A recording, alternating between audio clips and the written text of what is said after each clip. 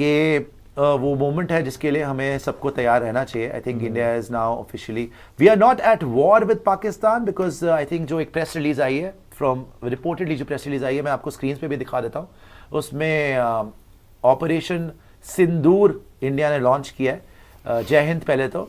और इसमें बोला है 1:44 AM ये प्रेस रिलीज आई है मिनिस्ट्री ऑफ डिफेंस के द्वारा, और उन्होंने बोला है कि हमने पाकिस्तान के मिलिट्री एस्टैब्लिशमेंट को हिट नहीं किया, लेकिन हमने टेररिस्ट टारगेट्स को हिट किया है. और 9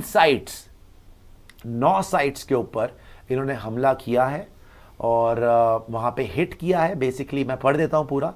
A little while ago, the Indian Armed Forces launched Operation Sindoor, hitting terrorist infrastructure in Pakistan and Pakistan occupied Jammu and Kashmir, from where terrorist attacks against India have been planned and directed.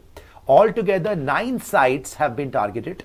Our actions have been focused, measured, and non-escalatory in nature. No Pakistani military facilities have been targeted.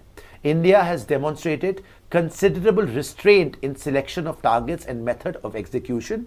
These steps come in the wake of the barbaric Pahalgam terrorist attack, in which 25 Indians and 1 Nepali citizen were murdered. We are living up to the commitment that those responsible for this attack will be held accountable. This will be there will be a detailed briefing on Operation Sindoor later today.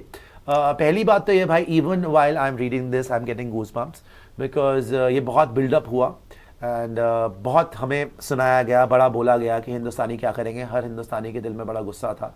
And आज जो Indian arm forces ने किया, obviously the entire nation stands behind them, and we were provoked to a level where we could not hold back.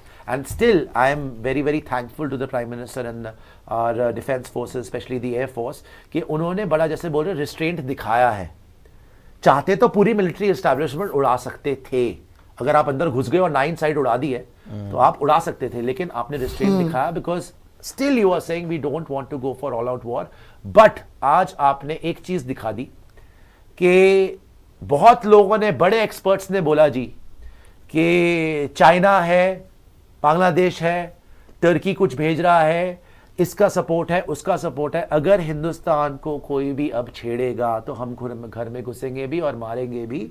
हम चुप नहीं बैठेंगे. एक भी हिंदुस्तानी का कत्ल अगर होता है तो पूरा देश उसका बदला लेने के लिए खड़ा होगा.